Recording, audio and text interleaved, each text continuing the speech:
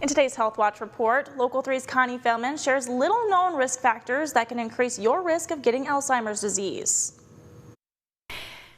More than 6 million Americans are living with Alzheimer's disease. By 2050, that number is expected to more than double.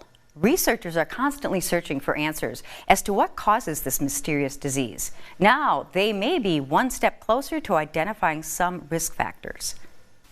Alzheimer's disease is both devastating and deadly. In fact, it's the 6th leading cause of death in the U.S. One of the biggest problems doctors face is that symptoms typically don't appear until the disease has progressed. We know now that the process of Alzheimer's disease begins in the brain well more than a decade before people get symptoms.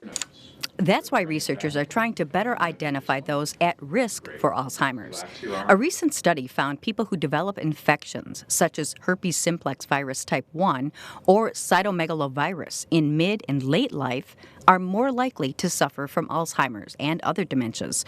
Other research found individuals who had viral encephalitis, which is essentially inflammation of the brain caused by a virus, were at least 20 times more likely to be diagnosed with Alzheimer's than those who didn't have the condition.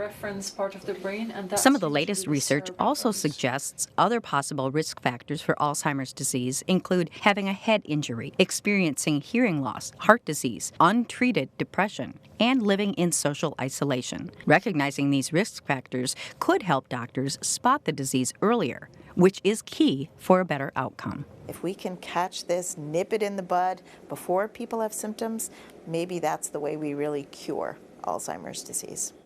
Age is the most important risk factor when it comes to Alzheimer's disease. The likelihood of developing Alzheimer's doubles every 5 years after you reach age 65. But it can appear before then. Early onset Alzheimer's afflicts about 1 in 20 people with the disease. And that's your Health Watch. I'm Connie Feldman, Local 3 News.